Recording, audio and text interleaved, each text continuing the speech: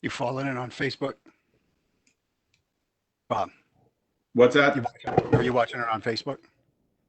I thought I might have a problem with that if it like crossed over. So Yeah. I'm not. Okay. Should I? No, I got it. I just, if there's anything, I'll sort of tell you. Gotcha. Yeah, I didn't want to jump on it and if I was like an echo or something like that, you know what I mean? I do.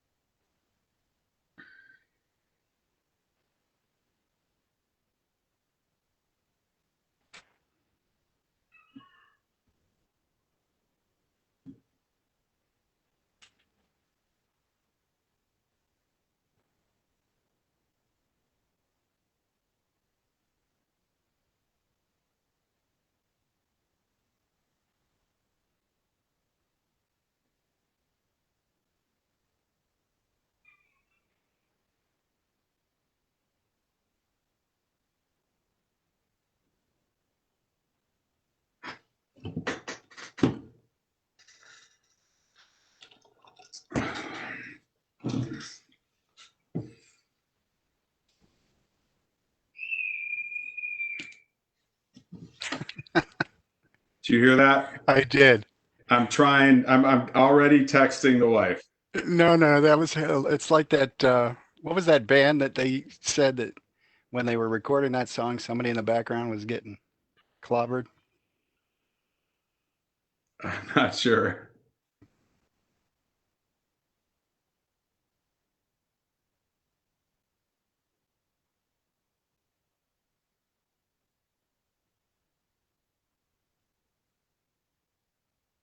So how'd your meeting go with the soccer? You gonna get that possibility? I think so. Wow, good for you.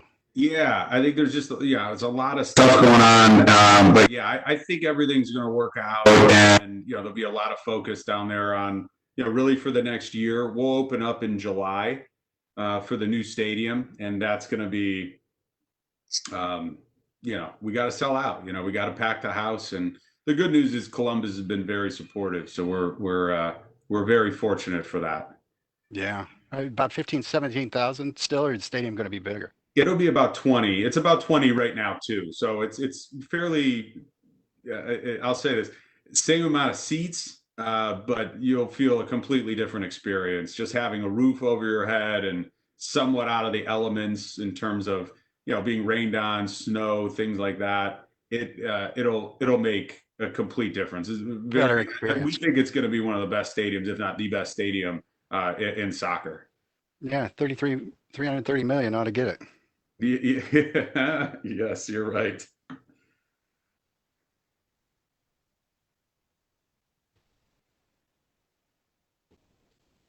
Okay, I think we're ready to go. Yes. Okay, good evening, everyone. Thanks for being with us. Welcome to Youngstown State University's Alumni Lecture Series. This presentation is being broadcast on Facebook with the Alumni Engagement Facebook page at YSU. It's also being streamed on WebEx for those of you who aren't members of Facebook. So welcome to you all, and thanks for being with us this evening. Tonight's presentation is titled An Inside Look at Sports Management with our guest speaker and YSU alumni Bob Sivik, who is Vice President in charge of ticket sales right now and organizational uh, opportunities and events with the Haslam Sports Group.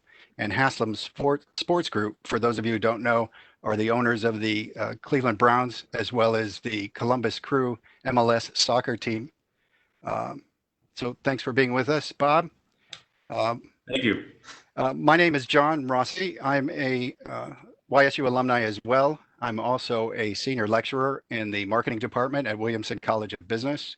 I teach and lead a number of courses, including professional selling, uh, sales management, negotiation, organizational purchasing, and I also lead a course in sports marketing, which is focused on marketing of sports and marketing through sports. So I'm really excited to hear what Bob has to say about the sports industry, as well as the markets and sports Bob's organization is involved with. After Bob's presentation, just a matter of housekeeping, after Bob's presentation and now during the presentation, because we have Heather Belgin, who's the Associate Director of Alumni and Events at YSU, helping us coordinate the chat. You can ask your questions at any time during the presentation this evening. So let's get started with a brief introduction of Bob, and then I'll hand it over to him. Bob's one of Williamson College of Business's most successful marketing management majors. Thank you very much. Bob also played football for YSU between the years of 1997 and 2001. He graduated in 2002, as I recall. And again, the YSU football team, when Bob was a member, won the national championship in 1997. And I think they were runner-up in 1999. So as a linebacker, I'm sure he has some stories there as well. In fact, Bob was team captain in 2001. From a business perspective, Bob has had a great path in terms of sports industry, in terms of the sports industry.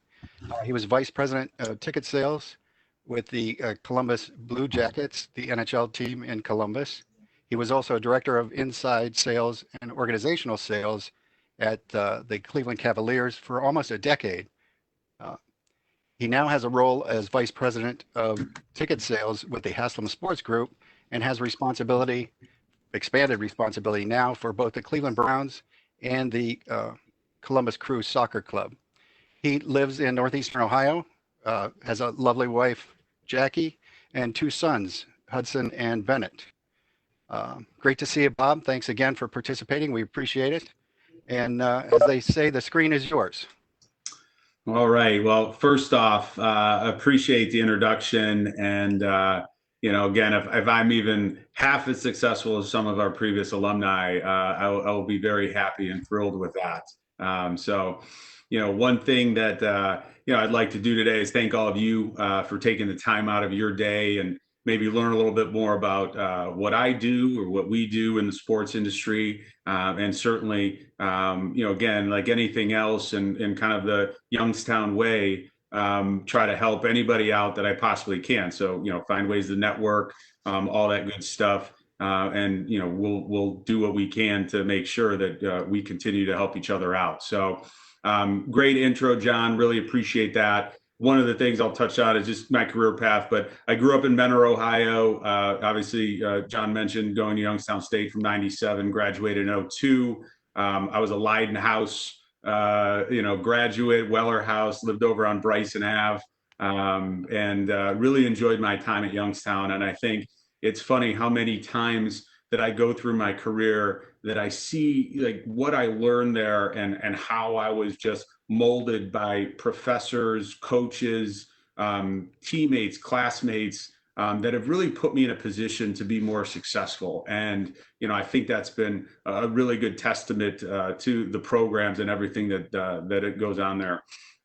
So I got my first job out of school, and came out, started working for the Cleveland Cavaliers in inside sales. And what was really interesting about that was that I started off and it was a $13,000 a year job.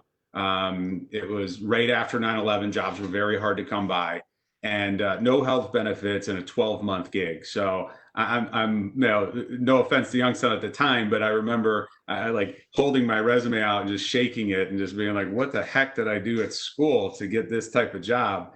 But I took it nonetheless, and really, like anything else, if I do anything, I put my all into it. And what I found is that when going through it, what YSU prepared me for was just that, to be competitive in the job market. I was promoted in about 7 months to a full-time job. And the coolest part about that, and working for the Cavs, it was pre-LeBron. So I think actually starting off in that type of role with that team, we won 17 games. We were worse than the league, and we all know what happened that next year and who we drafted. But when we went through that process, I had to learn the business very hard. I had to go through the toughest part about it. I always equate it to that mentality of it's that Andy Dufresne. I'm going to crawl through the tunnel for 3 football fields, and then come out on the end, and that's when it's all going to pay off. And I believe it has.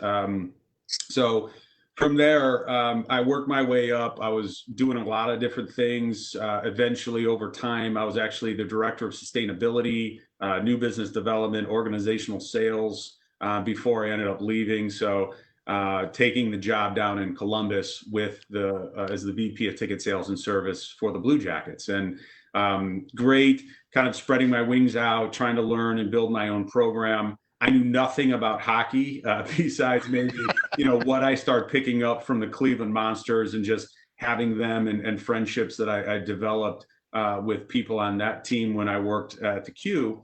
But it was very, very cool though for me, because when I went down there, I was able to build my philosophies and how I was going to manage, an overall team. And, some of those things were, developing real good peak on peak strategies, right? Hiring the best people, giving them the best resources, and allowing them to do their jobs. And then have me as, kind of a post to lean on when they had questions or when they needed maybe a little bit more motivation through the process. So I eventually ended up, from there, I really miss Northeast Ohio. I will say that, people in our industry can bounce around quite a bit.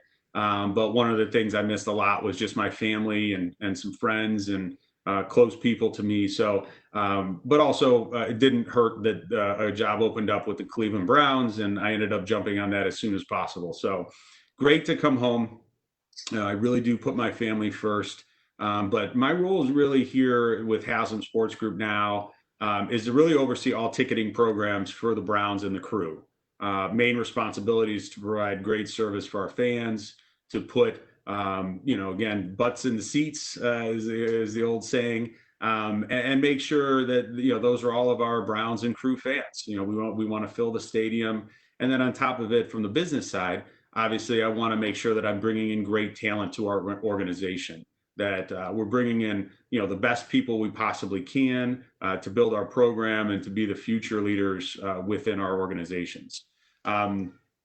So that's kind of the gist of where I'm at and how I got here. Now, really, the understanding of like careers in sports, I want to touch on a little bit is just understanding, maybe what's important to us with the Browns and the crew and Haslam Sports Group is we really have three major goals, right? We want to win, right? And like make no mistake about it. Almost every single conversation I'm in with our ownership group, leadership, anybody, all we talk about is what are we doing to help our team win football games. And I think we're on the cusp of that, a variety of different ways.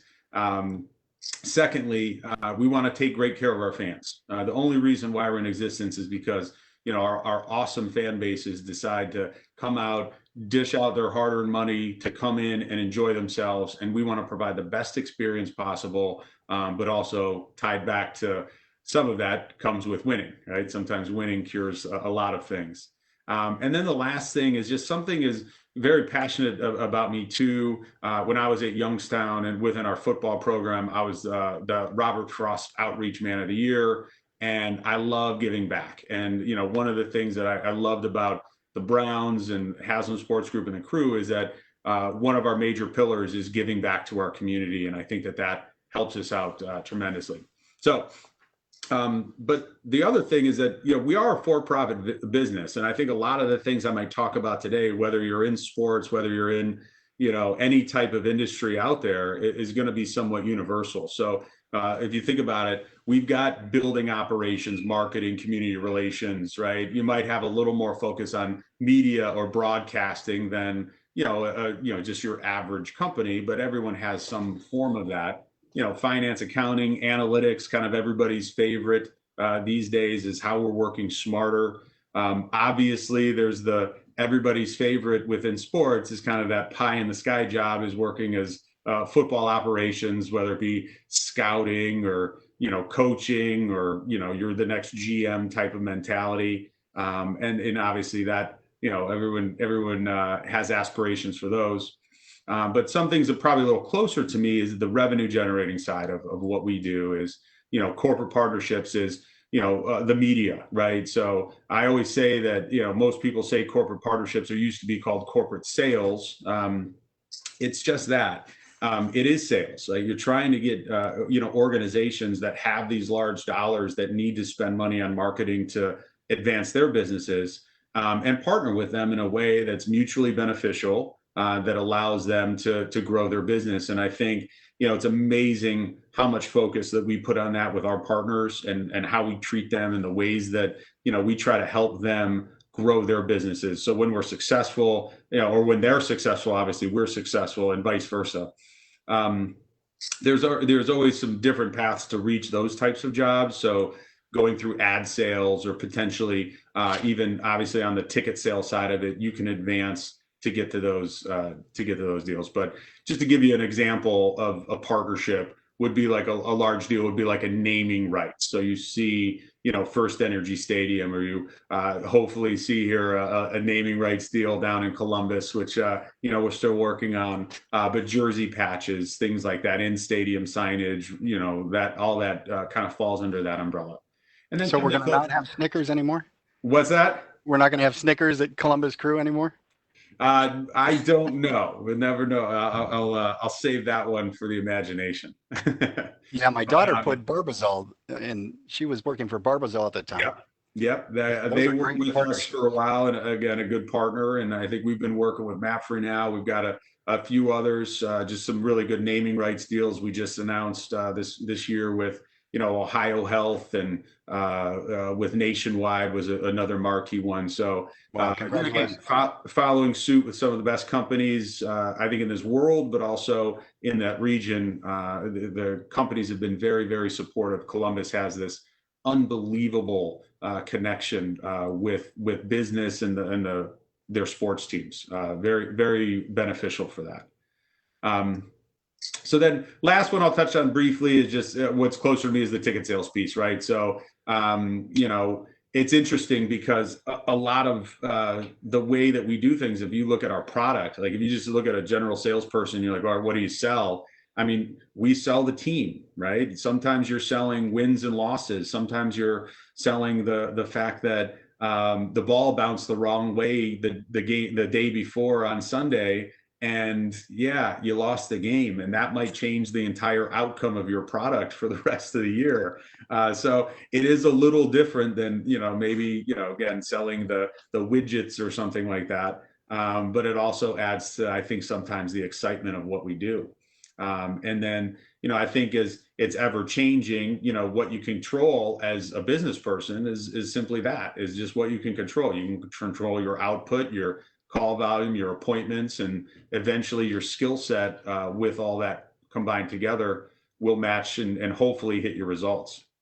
So, one thing I think it's important to talk about is, getting into sports, and maybe if you are looking to maybe take that path, is I would just always say, find what you want to do. Like, what are you passionate about?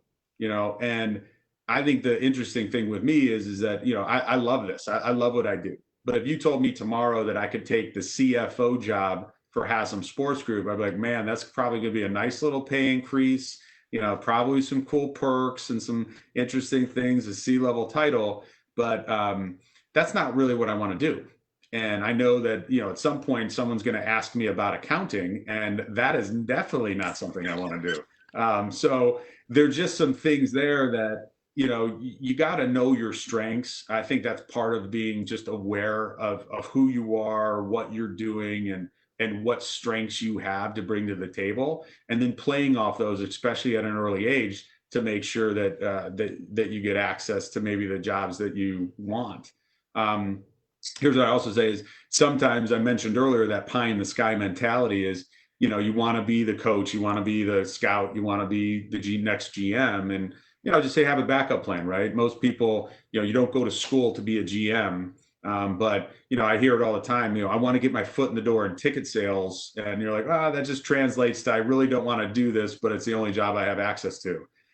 So what I'd always say to people like that is, maybe try your hand in a minor league sport. And, for that matter, it's, you're going to try something, and then you might be asked to do multiple things, right? You hear minor league baseball all the time is, I was selling tickets during the week, but then I had to pull tarp because it rained, and I was doing building operations work. And then I helped, concessions, not like actually handing out hot dogs and stuff like that, but you know what I mean? Like, you'll learn all these different and wear multiple hats throughout the course of time. And you might just get some exposure, but you might also get a platform for yourself to advance in one of those areas that you might have some more strength to.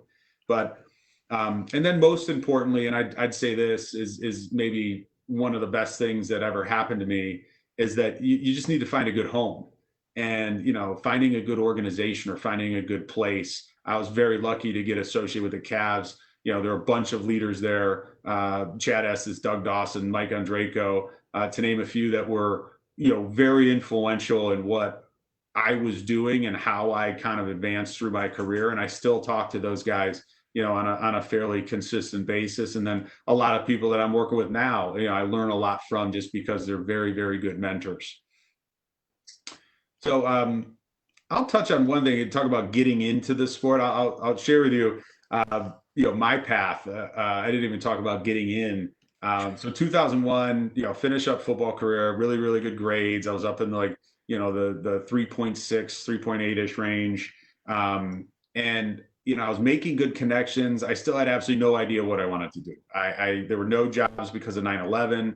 I was just in this like really, really bad place, and, thinking I'm moving back home, which I did anyways. But I stumbled across the website. So this is really important. It's called it's www.teamworkonline. So teamworkonline.com. And what that'll do is just open you up. Most organizations and teams throughout the country tend to post their jobs through that site. And I was one of them. And so I got really, really good access to potential roles. I found one in Cleveland, because that's essentially where I wanted to be. And then I was off and running. The other thing I would tell you is, make sure that you're building your network. And, what's interesting about that is, most people talk about it. It's not what you know, it's who you know. I don't even think that's true anymore. Actually, I almost imagine that's completely false. And the reason why is because I'll give you an example. So my first or second year, I think, working in sports, I actually had the opportunity when I was with the Cavs to be like a chaperone, if you will, or guide for Mark Cuban. So for a game, I was walking him around Quicken Loans Arena. It was actually Gund Arena at the time. And I was walking him around. I was asking him questions. I was suited up. I felt like, oh my gosh, this guy's going to want me to go work for him. I'm going to be the next billionaire. It's going to be awesome. And I would say that I look back and I kind of missed on a big opportunity because, you know, when the conversation was over and the next day happened, I could tell you right now, I know who Mark Cuban is. But if you ask him right now who Bob Sivik is, he'd have no clue. And the reason for that is I did not make a big impact on him or enough of an impact for him to remember who I was. So it's not about who knows you anymore. It's about, oh, I'm sorry, it's not about who you know, it's about who knows you. And that's the type of mentality I think most people should have as you're going through this. So a couple other things in terms of, I'll say, preparation for working in sports. I was asked to touch on a little bit. And again, this is somewhat universal. So when we train, obviously we train on results, right? Results is 51% of the equation. And then the rest of the equation to be successful or promoted is what we call 6 characteristics. And very simple, not earth shattering or not anything that's going to like be groundbreaking, but you need to have a strong work ethic. You have to have a positive attitude. You need to be open to learning. You need to be passionate about your craft, right? And yeah, so if I'm hiring a salesperson, I want them to be passionate about sales, probably more so about sales than they are about football or soccer. I want them to be as passionate, if not more passionate, about selling and taking care of their customers. And then leadership is always a very, very good one. And then the last one I've recently added, to be honest with you, is awareness. And that's, you know, really just kind of your understanding of who you are, where you are, and your ability to be able to make sure that you're building on your strengths, you know, working on your weaknesses, and constantly evolving and getting better as a teammate. Yeah, that sounds like great advice. Yeah, well, I'll tell you, like I said, no one's, it's not anything anyone hasn't heard before. But I would tell you sometimes if you boil things down, as we all love sports or all kind of engaged in sports, you think about it when your coach, you know, and back in the day, like things are either going really, really good or things are going really, really bad. They always say it, get back to the basics, get back to the fundamentals.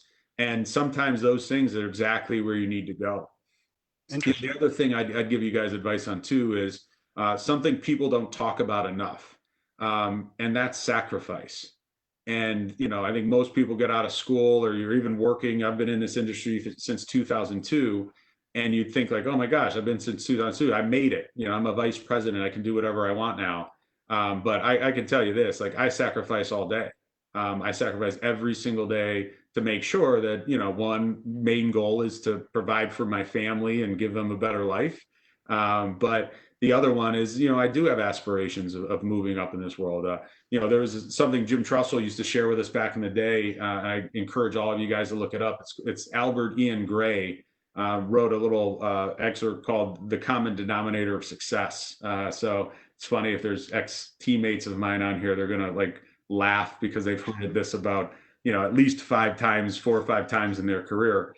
But he was looking for the secret of success, and what he came up with and what he found was that, you know, the secret of every person who's ever been successful lies in the fact that they formed a habit of doing things that failures don't like to do. And what's funny is you're like, all right, that seems like a pretty generic answer, but then you start boiling it down. You're like, what do people don't like to do? Right? They don't like to work hard. They like to be negative or cut corners or do things maybe a little bit easier and take the easier path. Most of the successful people that I know are the people that take the harder path, don't cut corners, do things the right way all of the time. Wow. So that, go ahead. Again, yeah, they sound pretty simple, but you have to be very disciplined to accomplish any of those that you've outlined. Yeah, and listen, it takes time, and nobody's perfect. You know, anybody, you know, going through this, you're going to realize that, you know, you're going to have to when you're making sacrifices, there's times where you can't, and there's times where some things carry over, family, friends, things like that, and and then you have to find balance. So you ready to So take a question or two? yeah, let's go into that. All right. One of the questions early from Facebook was, um, what's the impact of professional sports athletes as they're doing, a lot of them are doing now, communicating via their social media channels or in the news or even during the games about issues that are current, the current circumstances with regard to, the social justice things that are going on. Does that have an impact on your business? Does it hurt advertising? Does it hurt sales? Does it hurt naming rights, those kind of sponsorships that you're trying to acquire? Yeah, it's interesting because this is everything. Like unless you're selling like computer chips or something like that, for the most part, like everything we do is based on people. And if you're not looking at people holistically in terms of, what is going on, in their brain or in their hearts, you're not really paying attention. And that's why, when you see teams out there that have, great dynasties, it usually comes from the fact that you have good coaches, good system, good organization, great owners, and people that are, players, everybody that kind of meshes well together because they care about each other. And, this is a time where I think, and I've talked to a few old teammates and some people that get my perspective. I think, like anything else, when there's challenge or somebody's hurting, is that people need to rise up and people need to pull together to be the solution. And I think as we continue to try to be that voice, help our players use their voices and use that platform, we're going to do just that to make sure that again their message is heard. Yeah, great. A couple of questions again relating to that experience and job search and career advice that you were giving. A couple of questions. Wanted to know, do these organizations offer internships, um, any of them that you're familiar with, and how would somebody go about sort of presenting their experience or their competencies or skills to an organization to get an opportunity like you've had? Yeah, listen, in normal times, which we are not in right now, most of these organizations have plenty of internships Oh, do they? and, multiple internships or seasonal types of roles, fellowships, things that, you can get involved with, even down to just, we get a few dozen people that come in and just work camp for us, so there's all of these opportunities that are out there, or ways to volunteer and showcase your abilities and what you're doing. My recommendation is that find out how to first start, if you can't find the jobs, first start volunteering in ways that are going to be surrounding a role that you want to get involved with. I remember there were people back in the day at Youngstown that would go volunteer for different events, and even though it'd be like probably some security or this or that, they were involved with it, and they could say, hey, I volunteered for this, I volunteered for that, and it was around sporting events or it was around events, and that might have put them in a little bit better of a situation to gain those internships. Now I did not do that. I had to find a job that helped me pay the bills and help me just earn some money. So I think I had a job with a local car dealership, calling up people to try to get them off their leases early, to sell them cars. So you heard a lot of no's before you heard a couple of yeses, I bet. Weirdly enough, when I was going through it, I don't think I appreciated it as much as possible, but just being able to pick, if you're going to get in sales and you haven't picked up a phone, find a way to do that. You can go, locally, your school, schools do fundraisers. You probably have different ways you can get involved with some kind of fundraiser, whether it be, maybe at a church or on a board or something like that. Find ways to get involved with that, and that'll help you if you haven't had the phone experience. Yeah, I have our student organization go to the local annual fundraiser for YSU, and they Mhm. get a whole class in understanding how to use a phone to get things done. It's not as easy as it looks. I'll say It that. clearly is not. I got another question for you with regard to what's your thinking about what post-COVID sports and the industry is going to look like.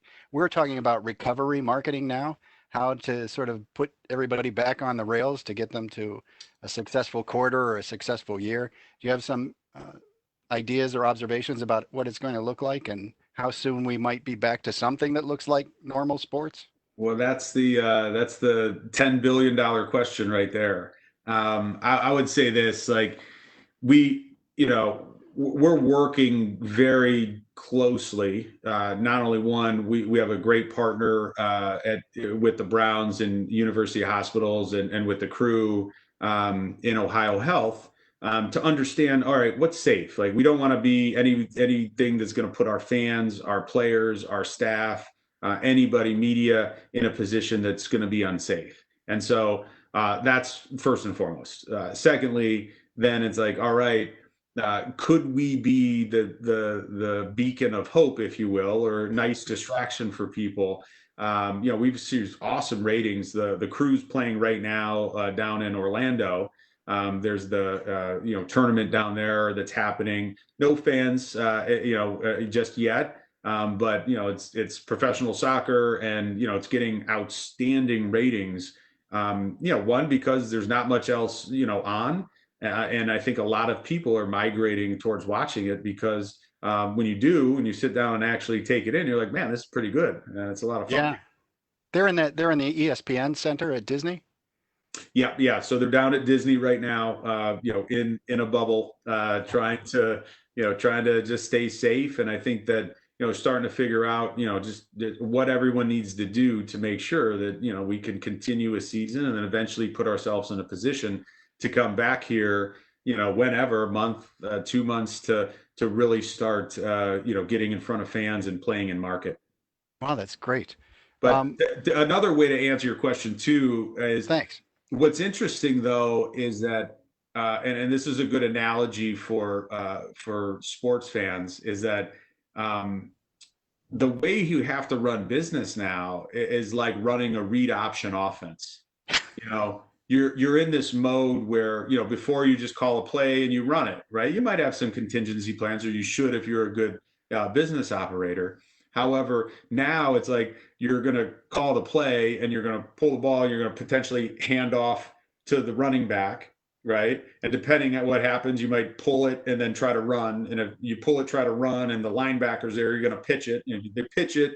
Maybe there's a reverse, maybe there's a pass. So there's all of these different strategies and plans around one decision or one plan that is causing a lot of people to say, it's over planning completely, but you have to get it right. And that's what I think right now is when you're in the corporate community or world of looking at how you approach business, it's taking a lot of time. Interesting. I have a question for you. This is with regard to your comment about the experience and talking about sales is typically not what we do to people, it's what we do for people. How often do you have to integrate with other functions in the organizations to make that experience what somebody is willing to pay for to increase the value of that experience? Yeah, all the time. I mean, Oh, do you? we're constantly working with our marketing team, our analytics group, even our PR to make sure that we're saying the right message, and we're getting things out that not only reflect the Browns organization ownership, but everybody within our group. And it's interesting because we're constantly surveying. Every game, there's multiple surveys. There's people walking around with clipboards. There's post game surveys. There's all these things that we just want to gather as much data and information to make sure that the next game we might change the way a path is, or some a way that we're doing concessions to help speed some things up, to help the overall fan experience. So it's constantly evolving, constantly learning, and we want to avoid, I talked about controlling what you can control. I can't control winning. And I know if we won 12 games a year, the hot dogs are hotter, the beers are colder. But at the end of the day, we can't do that. So what we can control is that experience from the moment you buy your ticket to the moment you're driving home. We want to make sure that we have some hand in that and we can enhance that as best we can. Wow, that's great. Another one we have is with regard to culture, diversity and inclusion. I know the Haslam family is from Tennessee, if I recall. Yes. They have a different culture, sort of in the South and Southwest about doing business, and we in the East often have a different culture about doing business. Do you have those kind of issues or relationship problems with organizations that have different cultures, different genders? I think the interesting thing with that is that as an organization, and what's interesting about diversity is that it's good to have different diverse people all around you all the time, right? And they're going to have differences of opinion, and they're going to have different backgrounds, and they're going to have different thought processes than you. And I think what maybe the reason why we're in a little trouble now is because I think people look at that and they see that as you're wrong, and that now I don't have to like you because you think differently than me. Whereas I think as an organization in the Haslam Sports, I feel like we think differently. This is a year ago we developed a diversity inclusion group task force within our organization, co-op between the Browns and the Crew. And we're looking to bring in diverse people, different people of different backgrounds, different everything, to help our organization just be stronger. And that I think is starting to pay off some dividends and starting to really come to fruition even within this past month. Yeah, that was one of the things that we're dealing with in most of the classes in the business school is how to work in different cultures, different relationships. And now we have this sort of working virtually where we're socially distant. We're still trying to build relationships at a different level. Yeah, Yeah, rather than interpersonal face to face, we have to do it virtually. And this is yeah, this was a great opportunity to do this. So thanks again for participating tonight. yeah, absolutely. Do we have any more questions? I'm looking for some more questions. I have one more, if that's okay with you. Sure. Um, Yeah. Esports, because we haven't had actual physical sports, tangible sports, esports has been a focus on a lot of colleges, sort of marketing and business school um, curriculums. Do you think that that's a viable or comparative opportunity for students in marketing management to look at esports as a sort of sports industry kind of organization that has similar kind of responsibilities and accountabilities? Anything that fills up a stadium of 20,000 people should be paid attention to. And and listen, I know everybody wants to tease younger kids of younger generations about playing video games, but my generation did enough too, right? So there's a lot behind that, and I think that I would encourage anybody to just understand what that is, understand maybe where that industry is going, which I think is in a very good direction. And you've got to take notice to the technology everywhere you go these days, because that's really driving more industry, more decisions, more products than anything else out there. Wow, great. Yeah, we're treating it like it's a sports category, a sports industry. And again, it has a lot of the same characteristics as live sports do, spectator sports do. Yeah. So thank you for that. I feel like I missed my calling back in the day. I don't know if I would have been good at it or not, but Yeah, I was pinball and foosball. I yeah, didn't, yeah. yeah, it's All funny. right. All right, I got one more. What type of customer relationship management sort of analytics or analysis do you do? And what kind of software, what kind of technology are you using to keep track of all of this information that you're grabbing from all of these experiences? Yeah, data is king these days, Is and that right? and I think no different from us too is we work off of a few different platforms within Haslam Sports Group. So the Browns work off of Microsoft Dynamics, and the Crew uses Salesforce. So basically, all that really does is just allows us to get to know our customer, to get to know trends, like even within minute by minute, we can run reports on something happens, right? So especially lately, a lot of things have been happening in our world. How is that, how are our fans being affected by that? And it allows us to make minute by minute decisions on, philosophies, strategies, tactics, and things that we're trying to do to, like I said earlier, take care of one of those three major goals: win, take great care of our fans, or give back to the community. Wow, great. So that feedback's important to make decisions and respond effectively, huh? Everything. And what's interesting is people will call in, and generally speaking, if they're mad about something, they want to talk to the owner. I was like, all right, that doesn't happen very Yeah, often. Jimmy's never gonna let that happen. But what's funny is it sometimes does with the Browns, and Jimmy or D or JW or Whitney, one of them will jump on and talk to somebody, Browns or crew, and basically understand that they want to hear about it. But for the most part, when we usually get some of those types of things, it kind of rolls up into more of a report style, so everybody's voice is heard, whether it's good or bad. And usually if you work in service, it's more of the time or not, you're going to hear the bad stuff, which is fine. But we get that and we funnel that to make sure that we're presenting what's going on in the marketplace to upper leadership and ownership. Well, that's great. So we got a question from Facebook that wants to know what is a day like in this COVID environment for you guys? Oh, well, I'm sitting in my son's old nursery right now, so that's new. And here's what I'd say is just it's a little different in that there's more access. Everybody is accessible at all times, and we're all so busy right now. It's kind of a busy time for us. So I could work tonight until 10 o'clock. This is working in sports in general is not your average 9 to 5. You're working nights, weekends, holidays. Like you might have a game on Christmas Day, and that might be your favorite holiday, but you know what, you're working that day. And that just kind of comes with the territory. But I'll say this, it's the best job I could ever imagine myself being in. It's like when you realize that you're kind of destined for one thing. I just got maybe pure happenstance lucky enough to fall into this and stay into it for as long as I have. Yeah. One big question. We're going to go. You said it was a $10 million question, $10 billion question. We've got one from Facebook that wants to know if you think there's going to be an NFL season. Well, we're certainly preparing for it, that we are. Oh, And that's great.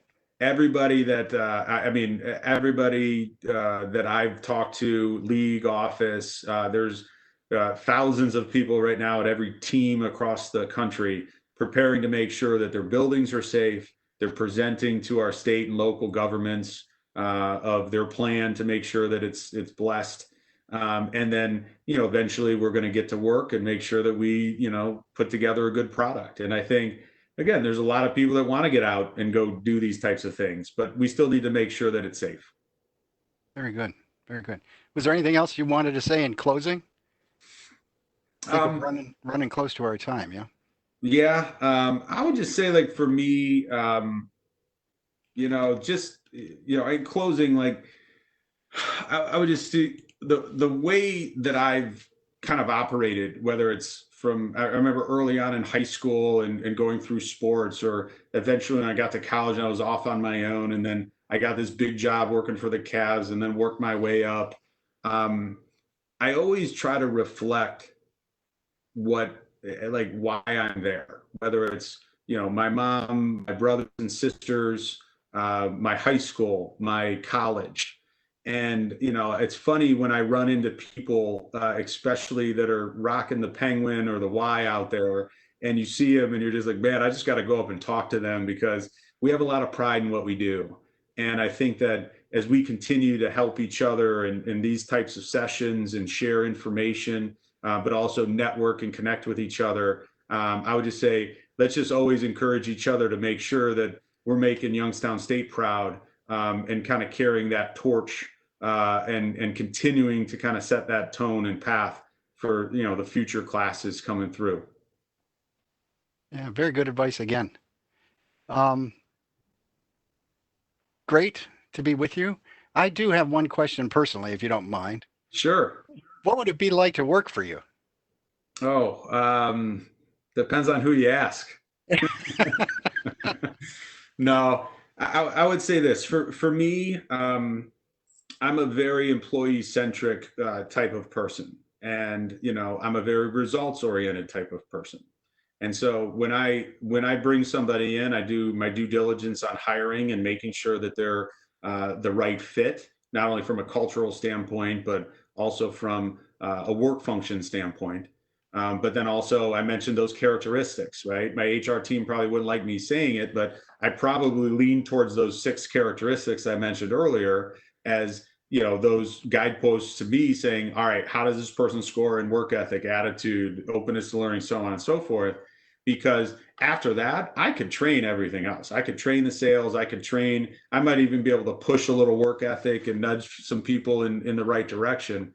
But Oh, all of those things I think play into that. But then I get close. I work. It's been hard sometimes the last year or so because I'm working back and forth between Columbus and the Browns, and the people I've been working with the Browns for 7 years, or so on, as how long they've been there. They're like, man, we miss you, and it gets to that point too where you want to stay involved, and that it's hard sometimes when you're working on multiple projects because like anything else, as a good leader, when you see like your comrades in battle, you want to jump off your horse nonstop, pull out the sword, and just start fighting with them.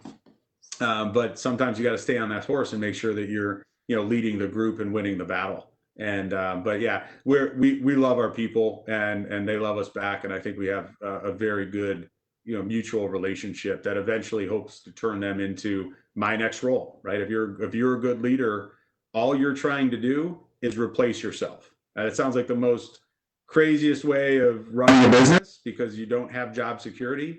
But if you're good at doing that, it's funny how talented your upper leadership will look at you and be like, man, this guy can create talent and grow talent.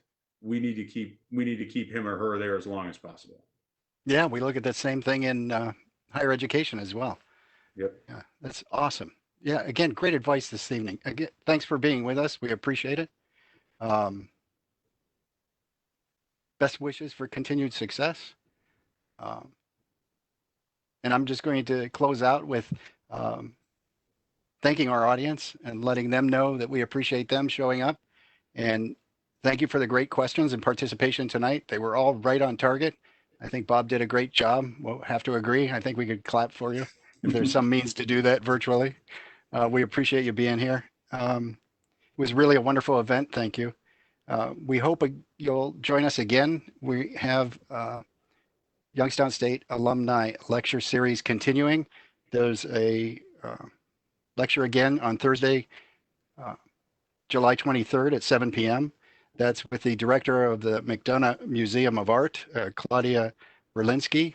That should be a good one. Those of you who are interested in art, she's going to deal with the Emerging Artist Program. So that should be equally as entertaining as this evening. And then we have another one on July 30th with Jessica Williams, and she's talking about topics that relate to social justice issues. And I think she is doing again 7 o'clock on Thursday, the 30th. So please join us. And again, thanks for being with us this evening. Have a great evening and enjoy the rest of the week. Thank you. Thank you, Bob.